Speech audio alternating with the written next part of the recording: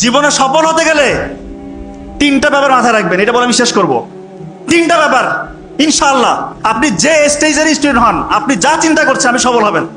এক নাম্বার, বাবা মার দোয়া নিবেন। মা যদি বেঁচে থাকে মায়ের পায়ের নিচে বসে থাকেন, কান্নাকাটি করেন। মারা অনেক সময় বয়স হয়ে যাওয়ার কারণে একটু উল্টাপাল্টা বলতে পারে, এটা মনে কিছু নেওয়া যাবে না। মা তো বলতে পারে, পা ধরে তাকে মাপ চান, ক্ষমা চান, মায়ের দোয়া নেন, জীবন বদলে যাবে। কোথায় যাবেন আপনি চিন্তা করতে পারবেন না। বাবা বেঁচে থাকলে বাবার দোয়াটা নেন। দুই নাম্বার হচ্ছে অধ্যাবসায় লাগবে, অধ্যাবসায়টা লাগবে, এবং কিভাবে পড়তে হবে সেটা আমি বলেছি, সিস্টেমটা আমি বলেছি। নাম্বার 3, গোপন গুনাহ ছেড়ে দিতে হবে, গোপন ইবাদত করতে হবে। গোপন গুনায় যারা লিপ্ত, এই যে একটু আগে চমৎকার আলোচনা করেছে যে পর্নোগ্রাফি ইন্ডাস্ট্রি মুসলিম যুবকদেরকে ধ্বংস করার জন্য একটা হাতিয়ার। আজকে আমার কাছে হাজার হাজার পেশেন্ট ফোন দিয়ে কান্নাকাটি করে, স্যার কোনো উপায় পাচ্ছি না, কিভাবে কি চক্রে ঢুকে গিয়েছি, আজকে বের হতে পারছি না। অসহায় স্যার, আমি অসহায়, মনে হয় মরে যাই। এমনও চিন্তার বিকৃতি হয় যে তাদের এখন অপোজিট সেক্সের প্রতি আর আগ্রহ থাকে না, হোমোসেক্সুয়াল টেন্ডেন্সি চলে আসছে পর্নোগ্রাফি দেখে দেখে।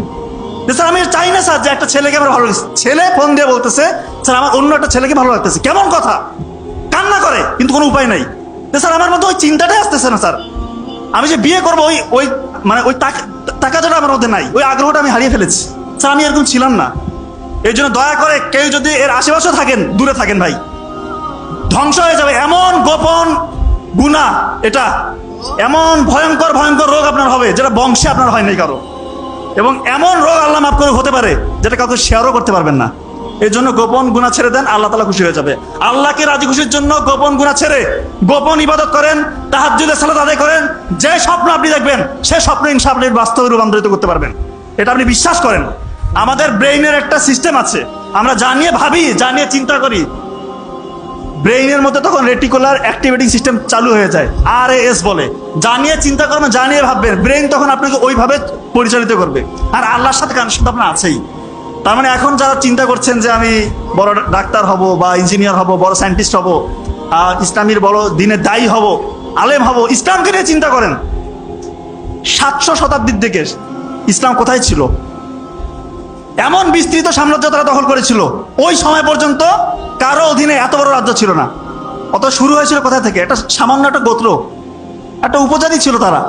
নবী করিম সাল্লাল্লাহু আলাইহি ওয়াসাল্লামের বদৌলতে তারা গোটা বিশ্ব দখল করেছিল।